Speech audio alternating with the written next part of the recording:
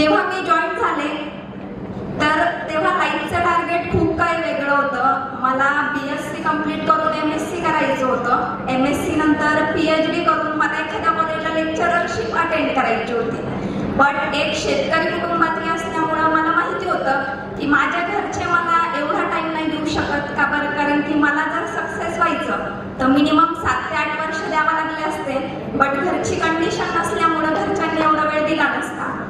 मग हाच विचार करत असताना मी फर्स्ट इयर कंप्लीट केलं. जेव्हा सेकंड इयरला एंटर झाले तेव्हा कॉलेजमध्ये एक फ्रेंड भेटली.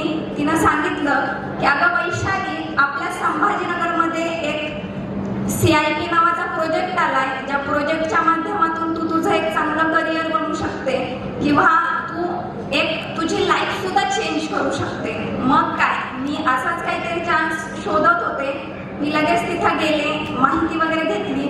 घरच्यांचं हो नाही चालू असतानाच मी तिथं जॉईन झाले. जेव्हा जॉईन झाले तर त्यानंतर स्मार्ट PC सोबतची माझी जी जर्नी आहे तिथून मी स्टार्ट केली. लाईफचं टार्गेट खूप चेंज होतं आणि मी खूप वेगळ्या फील्डमध्ये जॉईन झालेली होते. बट जेव्हा एक मुलगी उंच उडण्याचं स्वप्न बघते तेव्हा तिच्या लाईफमध्ये खूप सारे कंडिशन्स येतात, ज्या माझ्या लाईफमध्ये पण आल्या.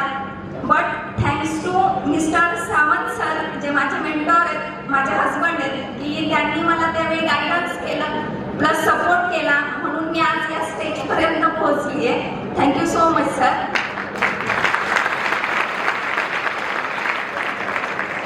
एक नॉर्मल असोसिएट टू टॉप 10 लीडर्समध्ये येण्याची जी जर्नी आहे तर ती खूप थ्रिल असलेलीच आहे. But mister Shivaji Shinde sir, Sawant sir, Vishnu sir आणि माझ्या ऑल टीम मेंबर्समुळे ती खूप सोपी झाली. So thank you so much all of you.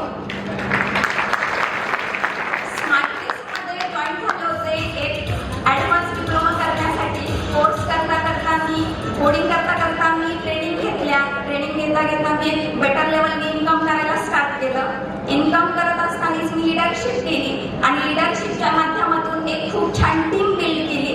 टीमच्या नंतर मी बिल्डिंगला ब्रांच स्टार्ट केली, जे ॲट द एज ऑफ 20 मी स्मार्ट PCच्या माध्यमातून बिल्डिंगला ॲज अ ब्रांच मॅनेजर म्हणून वर्क करू लागले.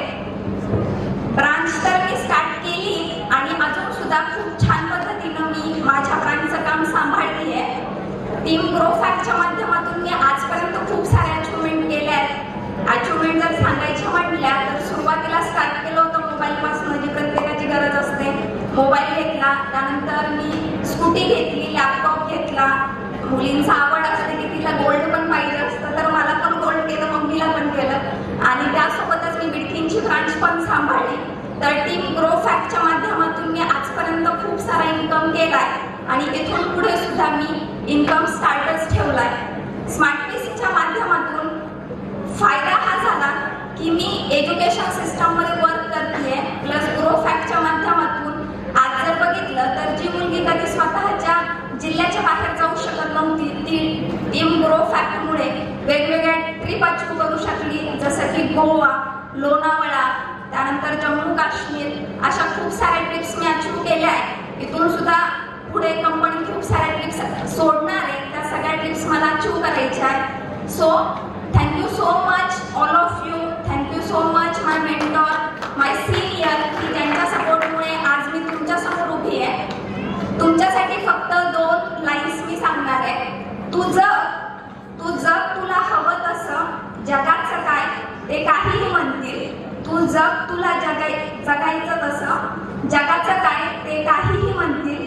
तू हसलीस तर ते चिडतील, तू हसलीस तर ते चिडतील, तू रडलीस तर ते हसतील. तू काही नवं केलं, तू जर काही नवं केलं तर ते पाप म्हणतील, जुन्यातच अडकलीस तर श्राप म्हणतील. जर तू